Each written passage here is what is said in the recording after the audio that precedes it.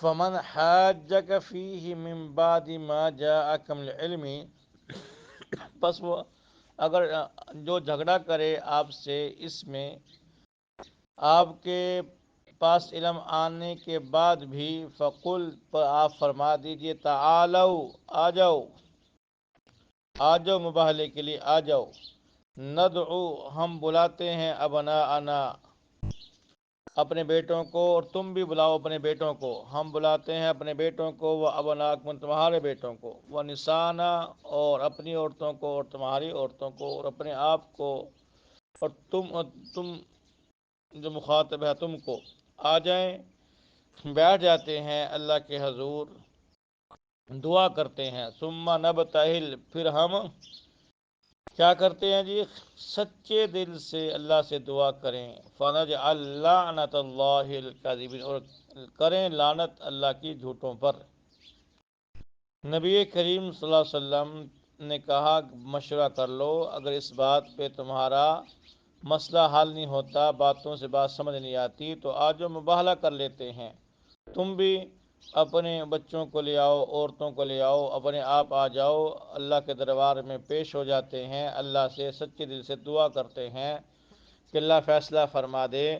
تو ان لوگوں نے آپس میں مشورہ کیا کہ کیا کرنا چاہیے، کہنے لگے تم دیکھتے نہیں ہو، یہ جو حسن و حسین کو لے کے آ گیا، فاطمہ کو لے کے آ گیا، اپنے آپ تشریف لے آئے، ان کے چہرے دیکھتے نہیں ہو کتنے وجیح شکل ہیں، وجیح صورت ہیں، یہ چہرے کبھی جھوٹے نہیں ہو سکتے، ایسے نہ ہو کہ آپ ہلاک ہو جاؤ اور بدنام ہو جاؤ اور عبرت کا نشان بن جاؤ۔ انہوں نے کہا نہیں جی بس ہم آپ سے مباہلہ نہیں کرتے، بھاگ گئے۔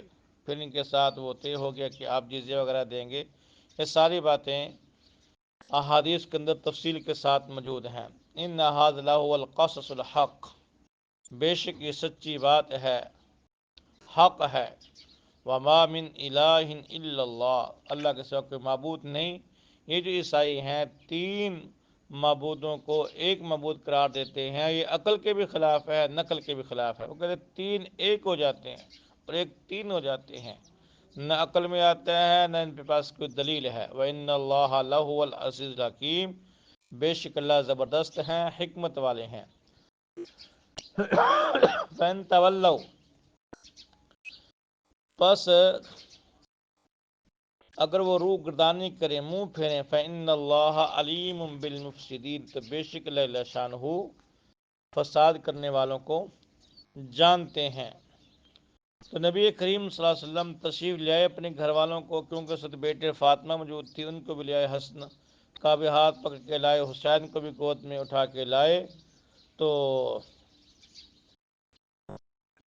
دعا کے لیے آپ تشریف لے اور فرمایا میں دعا کرتا ہوں تم آمین کہنا۔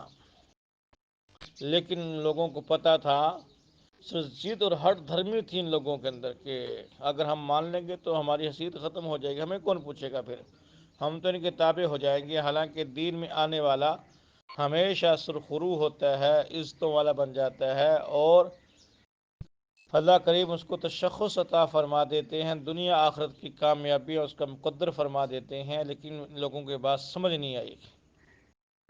تو لہذا یہ لوگ مباہلے سے بھاگ گئے، نبی کریم صلی اللہ علیہ وسلم کے ساتھ صلح ہو گئی، اور یہ لوگ آپ کے تابع ہو گئے، یعنی باعتبار وہ جزیہ وغیرہ ہوتا ہے اس بات پہ صلح ہوئی۔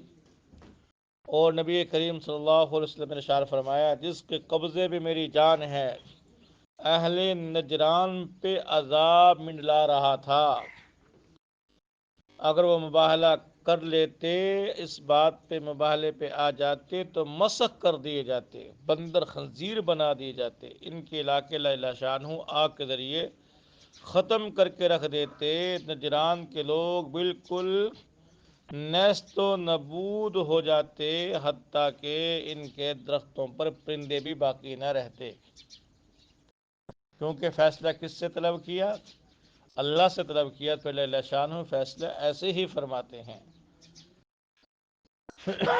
تو یہ آیات مبارکہ اس مباہلے کے بارے میں نازل ہوئی۔ مباہلے کا مفہوم بھی آپ کے سمجھ میں آ گیا۔ میں نے بالکل آسان اور واضح الفاظ میں آپ کو سمجھا دیا۔ اللہ کریم ہم سب کو اپنے دین پہ استقامت نصیب فرمائیں۔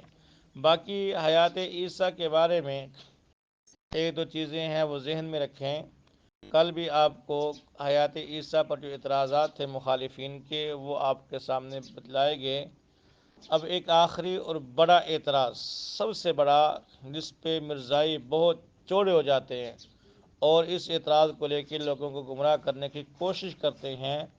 کل ایک چھوٹے چھوٹے اعتراض، بلکہ اعتراض کے بچے آپ کے سامنے رکھے تھے، ان کے جواب آپ کو دیے گئے۔ آج جو سب سے بڑا اعتراض حیات عیسیٰ پہ یہ ہوتا ہے کہ تم کہتے ہو عیسیٰ السلام آسمانوں پہ موجود ہیں اور دوبارہ زمین پہ تشریف لائیں گے، قرب قیامت میں آئیں گے، اور تم یہ کہتے ہو کہ نبی کریم صلی اللہ علیہ وسلم آخری نبی ہیں، نبی آخر الزمان ہے، آپ کے بعد کوئی نبی نہیں، ادھر عیسیٰ السلام کو بھی مانتے ہو کو آئیں گے، تو ختم نبوت کا مطلب کیا ہے؟ اس کا جواب بڑے دھیان کے ساتھ چند منٹوں میں آپ ذرا غور کریں تو آپ کو زندگی میں کام آئے گا۔ جب ہم یہ کہتے ہیں نبی کریم صلی اللہ علیہ وسلم آخری نبی ہیں تو اس کا یہ مطلب ہوتا ہے آپ کو نبوت کا تاج پہنایا گیا، ختم نبوت کے سٹیج پہ بٹھایا گیا۔ اس کا مطلب یہ ہے کہ آپ آخری نبی ہیں، بئی معنی کہ آپ کے بعد کسی اور کو نبوت کا تاج نہیں پہنایا جائے گا۔ سیدنا عیسیٰ علیہ السلام کو پہلے نبی بنا دیا گیا، اب ان کو نئی نبوت نہیں بلکہ اسی نبوت کے ساتھ وہ آئیں گے سمت میں، اور آئیں گے اپنی نبوت کے احکام جاری نہیں کریں گے بلکہ ہمارے نبی کی شریعت کی اتباع کریں گے۔ نمبر دو، ہمارے نبی آخری نبی ہیں، آپ کے بعد کوئی نیا نبی نہیں آئے گا۔ سیدنا عیسیٰ السلام پہلے کے نبی ہیں، وہ ہمارے نبی کے زمانے میں آ جائیں تو کوئی اشکال نہیں۔ تیسرا یہ کہ نبی کریم صلی اللہ علیہ وسلم کے آنے کے بعد کوئی اور نبی پیدا نہیں ہوگا، جبکہ عیسیٰ السلام پہلے پیدا ہو چکے، ان کا آنا یہ ختم نبوت کے منافی نہیں۔ پھر اس کو ایک حصی مثال کے ساتھ بھی سمجھ لیجئے۔ اگر کسی ملک کا بادشاہ، آپ کے ملک کے پاکستان کا بادشاہ کسی دوسرے ملک میں چلا جائے تو اس کا اس ملک میں چلا جانا وہاں کے بادشاہ کی بادشاہت کے خلاف نہیں۔ یا اس کو یوں سمجھ لیجئے کہ باہر کے ملک کا کوئی بادشاہ ہمارے ملک میں آ جائے تو کیا ہمارے ملک کے جو بادشاہ ہے اس کی بادشاہت میں فرق آئے گا؟ نہیں، بلکہ جو آنے والا ہے ہمارے ملک میں فرد واحد کی حیثیت سے رہے گا، چاہے وہ عرصہ دراز رہے یا چند منٹ رہے، اس سے ہمارے ملک کے بادشاہ پہ کوئی فرق نہیں پڑتا۔ اور جو بادشاہ باہر کا یہاں آیا بیٹھا ہے یہ اپنے ملک کا بادشاہ بھی ہے ایک ہی وقت میں، اور یہاں کا یہ فرد واحد بھی ہے۔ تو سیدنا عیسیٰ علیہ السلام جب ہمارے نبی کے زمانے میں آئیں گے، وہ اپنے قوم کے لیے اپنے وقت کے لیے نبی بھی ہیں، نبوت ان سے چھینے گی نہیں، بلکہ جب وہ آئیں گے ہمارے نبی کی اس زمانے میں تو ہمارے نبی کی نبوت پہ، ختم نبوت پہ کوئی فرق نہیں آئے گا۔ وہ اپنے زمانے کے نبی بھی ہیں اور ہمارے نبی کے زمانے کی امتی بھی ہیں، تو اس میں ختم نبوت میں کوئی مسئلہ نہیں پڑے گا۔ یہ ایک بالکل واہیات اعتراض ہے۔ ان کا مقصد یہ ہوتا ہے کہ جب عیسیٰ السلام کی وفات ثابت ہو جائے کہ عیسیٰ السلام نہیں آئیں گے، جی فوت ہو گئے، تو پھر وہ کہتے ہیں جن احادیث میں ایک نبی مسیح موعود کے آنے کا تذکرہ ہے اور احادیث میں بشارتیں موجود ہیں، وہ ایسے ہوگا، یوں آئیں گے، اس سے مراد مرزا قادیانی ہے۔ وہ اس مسند پہ مرزا قادیانی کو بٹھانا چاہتے ہیں، اور بحث یہاں سے شروع کرتے ہیں کہ وہ جو عیسیٰ السلام کے بارے میں مولوی بتلاتے ہیں کہ مائی مریم کے بیٹے تھے اور ایسے ایسے ان کے حوال اور معجزات تھے، وہ فوت ہو گئے۔ جب فوت ہو گئے، اچھا چلو فوت ہو گئے، لیکن اس کا مقصد کیا ہے؟ کہتے وہ جو حدیث میں ایک اور آنے کی بشارت ہے، وہ آنے والا مرزا قادیانی ہے۔ نبی کریم صلی اللہ علیہ وسلم نے جو آنے کی پیشن گوئیاں کی ہیں، ایک ہستی آئے گی، اس سے مراد